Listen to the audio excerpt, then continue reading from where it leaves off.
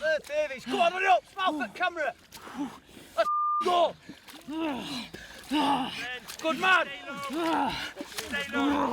A career as an infantry soldier is undeniably tough on the body and on the mind. Go on, hurry up. Up the way. Keep catching me. Keep catching me.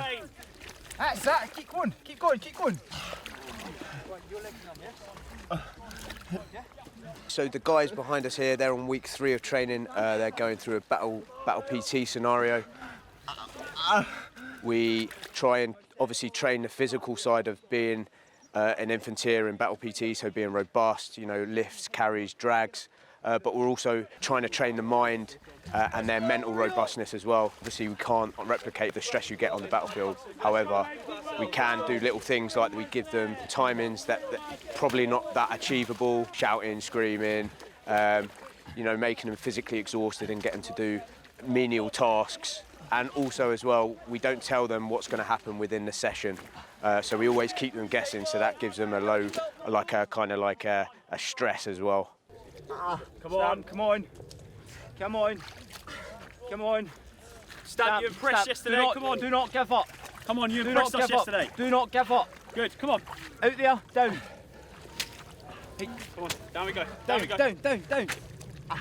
Back in the day, it was just training you physically more so.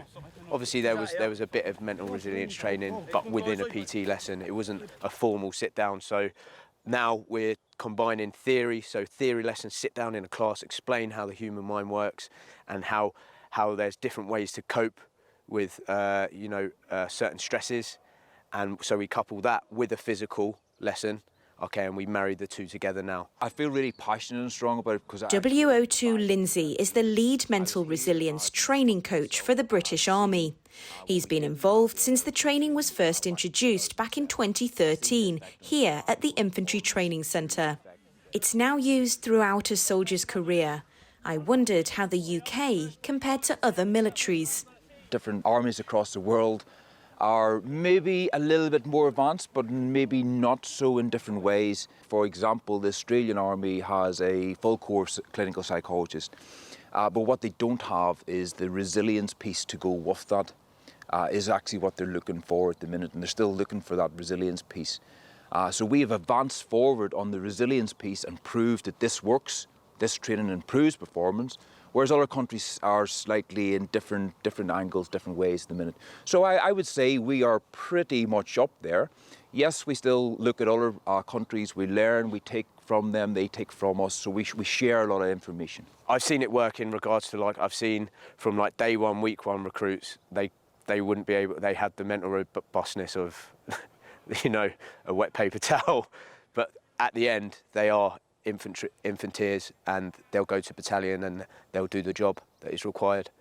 And they built that mental robustness over time in the 6 months here. The training has changed slightly since it was first conceived.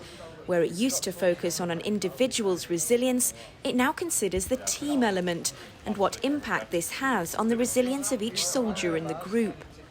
Much of the process involves mental rehearsal. Soldiers raiding a building, for example, will go over the procedure in their minds until it's almost like they've been there before. But is the Army doing enough? I think we are definitely moving forward. We've created the OpSmart, the Optimising Performance through Stress Management and Resilience training. We've got the mental resilience training under that, and we've got the Army mental health awareness training, and that's been rolled out throughout the whole of the Army.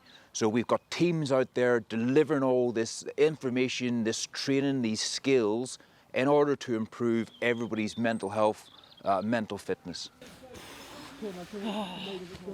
I don't believe there's probably too much more that we could do because we're fully focused. I think we're in a really good place.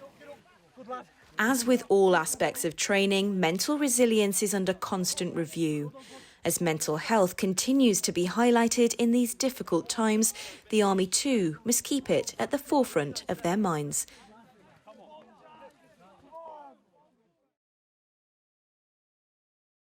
If you enjoyed this video, don't forget to like and subscribe to our channel.